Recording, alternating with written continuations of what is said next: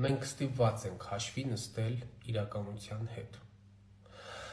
Որպես սեռական ոլորտի մասնագետ, ես հստակ կարող եմ ասել մի բան, որ շատ դեպքերում ընտանիքներում առաջացած խնդիրների պատճառը իրար չհասկանալն է, միմյանց մարմնի մասին, անատոմիական առանձնահատկությունների մասին գիտելիքների պակասն է, որը բերում է այս կամ այն տեսակ սեռական դիսֆունկցիայի առաջացմանը, որը զարգանալով, բարդանալով տարիների ընթացքում մի օր տղամարդը առանձին կամ կինը առանձին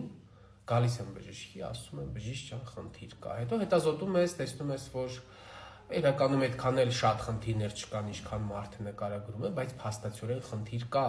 չէ՞ որ մարդը չի կարող խնդիր չլինի ու մարդը դիմի բժիշկի։ Եվ որպես սեքսոլոգ ես կարող եմ շեշտել, որ շատ է լինում կարիքը զրուցել զույգի հետ։ Դա շատ կարևոր պահ է։ Տղամարդիկ առավել եւս, ովքեր խնդիրներ են նկարագրում գրգռականության հետ, իրենք ունեն ոչ ճիշտ գիտելիքներ սեփական մարմնի անատոմիա-ֆիզիոլոգիական առանձնահատկությունների մասին, ել չեմ ասում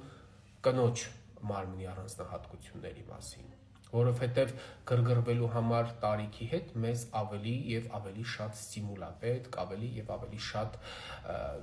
իրավիճակներ են պետք, որ մեր օրգանիզմը, մեր ուղեղը ընկալի այդ գրգռականությունը, նույնը վերաբերվում է եւ տղամարդկանց եւ կանանց,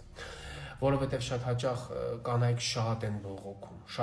բողոքում, որ տղամարդկանց կողմից չկան համապատասխան գրգիռներ, չկան համապատասխան ստիմուլներ եւ դա շատ հաճախ պատճառ է դառնում իրենց մոտ գրգռականության անկմանը, սեռական ցանկության նվազմանը, օրգազմի բացակայությունը եւ այլն։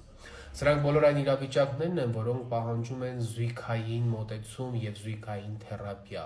Շատ կարեւոր է ընկալել այն գաղափարը, որ սեռական խնդիրները վերաբերվում են հիմնականում զույգին։ Նույնիսկ այն բոլոր դեպքերում, երբ մենք հստակ համոզված ենք, որ խնդիրը տղամարդու մոտ է, պետք է հնարավորության սահմաններում փորձել այդ ամեն ինչի մեջ